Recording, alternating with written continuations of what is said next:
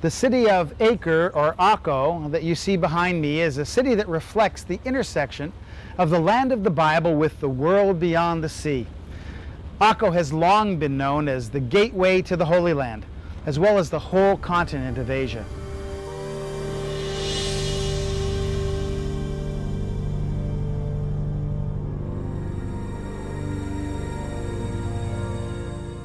Ancient caravan routes led from the ends of the then-known world to Akko, where they continued west by sea to Europe.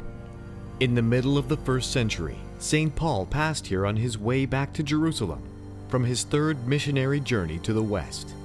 In Acts of the Apostles, chapter 21, verse 8, we read, "We continued our voyage from Tyre and landed at Ptolemais, where we greeted the brothers and sisters and stayed with them for a day. Leaving the next day, we reached Caesarea." Tyre is to the north, and Caesarea is to the south along the Mediterranean coast. Paul's sea voyages give us insights into the sea lanes in the Roman period. At that time, the ports of Tyre and Caesarea eclipsed that of Akko, which was then called the Happy Colony of Ptolemais. However, while the ports of Caesarea and Tyre are just a shadow of what they once were, the city of Akko and her port are well preserved and offer us the ability to experience 4,000 years of history. Akko was renowned for its flourishing commerce and its local products, especially glass. People in the ancient world believed that glass was invented right here at Akko.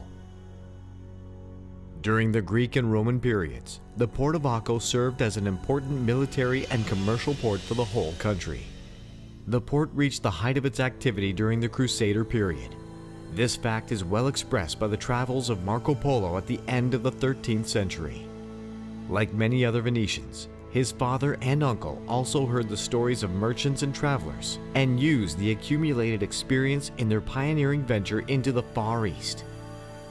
Marco Polo's name is now part of the urban layout of Akko, although he only passed here on his way. But this was an important intersection from the east to the west. During this period, the 2nd century of Crusader rule in the country, Akko was without a doubt one of the most important ports all around the world.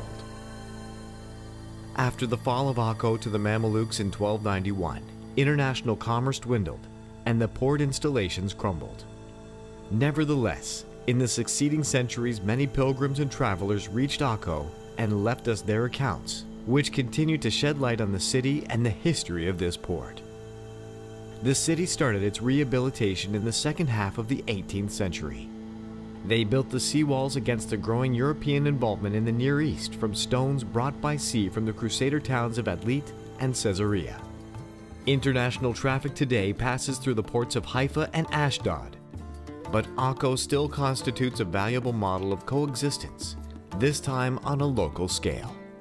It is the only truly mixed city in Israel, without segregation of the various elements in separate quarters. Jews and Arabs, Christians and Muslims live here in the same apartment blocks. In contrast to what happened in many other towns, Old Akko is a living place with a local population going on with its traditional lifestyles. It's an amazing place.